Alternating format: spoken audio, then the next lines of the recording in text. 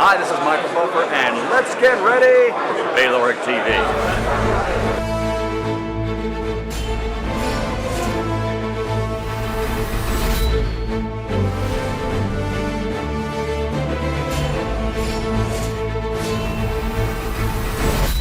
Good morning, good afternoon, good evening, wherever you are in the world. My name is Ingrid Jones, and I have with me world-class trainer and regular to Bayloric TV, the one and only Abel Sanchez. Abel, how are you? I'm doing well. Good afternoon. How's everybody there? I think everybody's pretty good. I guess you're in the sun and we're cold and wet here in Europe. Well, I'm happy I'm in the sun then. Yes, absolutely. So, two things. We know that the return of Carson Jones. Yes. Carson Jones fights Ben Hall, I guess, in England, in London. Yes. On the 26th. He'll be leaving on Sunday. Unfortunately, I won't be able to be with him, but Ben, my assistant, my amateur coach, and myself, he will be with him, and another second. But they'll fly out on Sunday and hopefully put on a great show on Saturday night. Looking at Ben Hall's record, he's relatively inexperienced in comparison to Carson Jones. What would be the thinking behind this fight? I think it's been shown for the last 3 or 4 years that the promoters and the fighters and the trainers in England, in the UK, I should say, are willing to test their guys, or are testing their guys to make sure they belong on a world-class level. And obviously, just because of all the champions you've had lately, there's a lot of very good fighters over there. Ben is a little young, but maybe they feel he's ready for the next step. Carson Jones is a stiff test. Carson Jones is in shape, and if he beats Carson Jones, he goes on to bigger and better things. I've seen Carson Jones. He looks like he's really buckling down into training, like I said, the Facebook pictures, and it seems to be almost like a whole new rebirth of Carson Jones. Is that to be believed? Yeah, that is absolutely true. Unfortunately, some of these guys, they don't realize it until they have a couple losses on their record. In Carson's case, it's a lot more than a couple, but he's fought some very good fighters. But he's buckled down. He's training hard. His weight is right where it needs to be. Right now, he's at weight. I think it's 154, so he's at weight. But he's got a young, hungry lion that he's going to face. It's gonna test his still desire, I guess, to be the best he can be. I remember having a conversation with you, I think it was quite a few months back, and I was quite critical of Carson Jones in the second Brian Rose fight. And I said to Carson when I interviewed him, I felt like kicking the TV over because I was wondering what happened to him. It's like he was, for most of the fight, he was just watching Brian Rose hit him. And I was thinking, what's going on here? And of course, I spoke to you about it afterwards. And what can fight fans look forward to now in 2016 to ensure that we don't see another one of those stinkers? Well, I think that for Carson and for a lot of fighters, once they have success in a fight, they seem to lose focus. They seem to lose that drive that they had, as in Carson fighting Kell Brook the first time, and then looked terrible in the next fight there against who did he fight? He got that draw, and then he looked terrible in the rematch with Brook. Yep. He seems to have gotten over that. I don't know until we get there, until he gets there. But he's training very hard. He's sparring very hard. He's healthy. It's just a matter of him wanting to fight as much as he did, like when he fought Kell Brook or fought Brian the first time. The fighters are strange people, man. We won't know until we get there and he gets in the ring and they touch gloves and they go at it. But he understands that there's not many more chances left for him, so he must take advantage of it. He wins this one, I'm sure that Eddie's going to put him in a little better fight after this for going over there and taking on this challenge. Okay, sounds interesting. The other guy that is quite closely associated with Big Bear and yourself is Darnell Boone, who I've been talking to quite a bit in the last few months, especially in the lead up to, Kovalev and Ward. What about his career? He said he was badly managed and he's knocked both guys down. He's got a knockout win over Stevenson. He's fought the best of the best. Where does he fit in now? Yeah, unfortunately for guys like Darnell Boone and like Carson Jones, they start out a career with a lot of ability. And in Darnell's case, he has great punching power. He's very strong. and they start out a career and they don't really have anybody backing them. And then once they start winning some fights and you get people on board that's not really looking out for their best interest, and they put them in fights that maybe they shouldn't be in. They get 3 or 4 losses, and then they're veterans. Then they're those guys that they use for opponents. Darnell Boone was definitely mismanaged. Darnell Boone could have been a better position fighter, as Carson Jones could have, but it is what it is at this point, and they have to take the fight that they can get and make sure that they get in the best of shape to get one opportunity. To get one opportunity to surprise somebody, then maybe they're back at a title shot, and maybe they're back at making some money. Hey, look at Shannon Briggs. He had no promoter, and he was left for dead, as he said, in the hospital after the Vitaly Klitschko fight. And look where he is now. Just by saying "Let's go, champ" and chasing a few people around, he now has a shot to become world heavyweight champion. So it's possible. You have to keep yourself in the game. You have to keep yourself in the game and understand that nobody's going to give you nothing. You know, a lot of these guys, like I said, Carson being one of them, and Darnell, they expected things that didn't come true. They expected things that were not going to come true. And before you know it, like I said, they got 3 or 4 losses, and nobody wants them. Okay, let's talk about the big fight this weekend, which I know you've got lots to talk about and lots to say about Kovalev on Andre Ward. We know that in the past that if you go over social media, you'll read Abel Sanchez and you'll read the words Sergey Kovalev, and there's things suggested about the rumored sparring session or the sparring session between Kovalev and Golovkin that always gets brought up with your name. Of course, you spoke to me about it as well. And then there's the Andre Ward and Gennady Golovkin, and will they, won't they fight? The various figures of why they wouldn't fight. And so now, in your opinion, who wins this fight between Kovalev and Ward? And can you give us a breakdown? In my opinion, I think that Andre was 4 or 5 years ago was on top of the heap. He was the best fighter pound for pound, even including Floyd. I just think that Andre had a better resume when he won the Super Six. I think that the time off and not only the inactivity but the level of opposition in the last couple fights have not shown us that Andre Ward that we saw back in the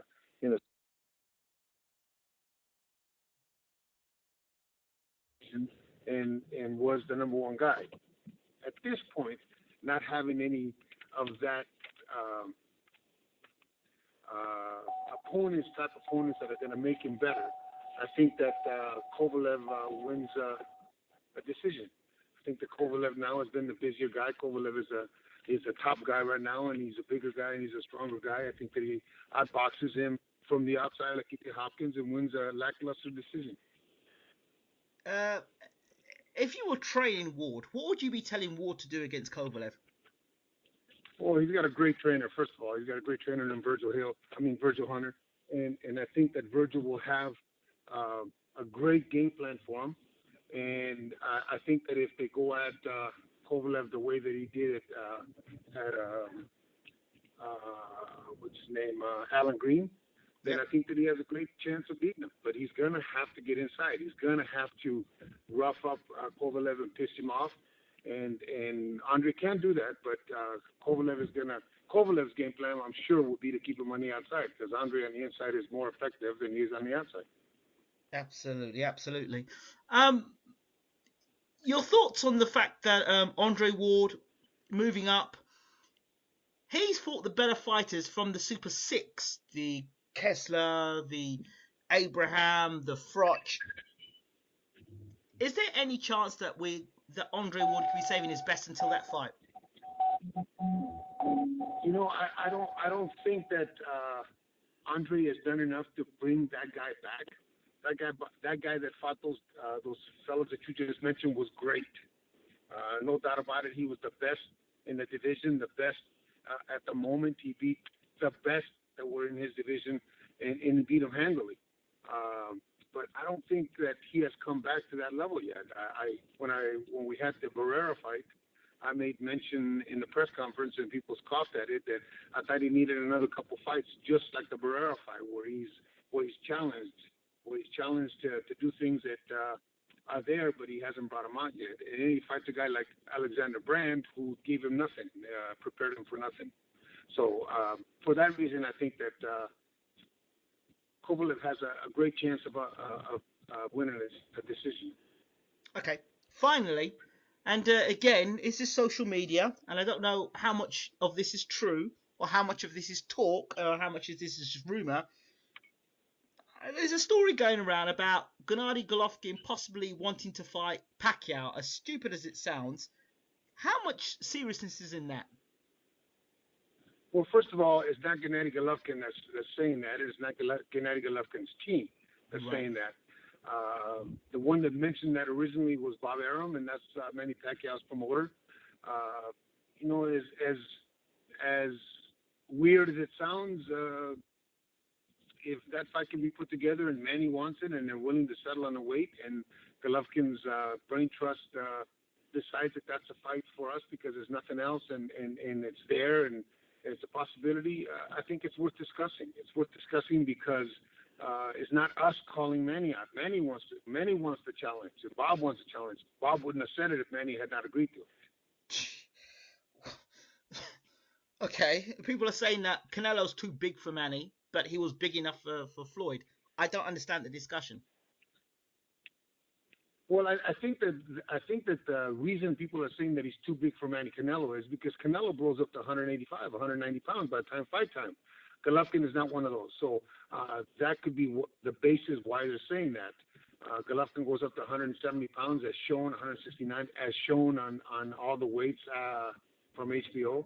So if Canelo's not willing to suppress it before fight time, the weight, then yeah, he would be too big. But Golovkin wouldn't. They're too big at the beginning. Maybe Canelo's that big, and by the time he blows up, he gets bigger. But he's actually a big guy like Golovkin, just not just killing himself to make the weight. Okay, all right. And this is the final question. We've talked about this for ages, and it seems to be coming back round yet again. Carl Froch, Gennady Golovkin. Are your camp still pushing for this Froch fight? I think that guys that retire before they're supposed to retire, still have that fire burning inside for the adulation of the fans. And Carl retired on top, sort of, I guess. He has some losses, but he retired on top, without a loss, without a guy beating him up, without age taking over. So when somebody retires on top like that, they still have that wish to be called champion again. So if Eddie and Tom are talking and they can put something together and Carl's willing to do it, I think it's a great fight in England. I think that we proved that Golovkin has a great fan base there just by the sales of the last fight against Brook. A fight against Carl Froch would do as well or even better, I think, than the Brook fight did. But Froch, as we've seen, has had his nose done. I mean, he's got a nice nose now. If he got his nice nose done, does he really want to get back in the ring and fight Gennady Golovkin? Really? You mean that doctor is no longer available that did his nose? They can do it again?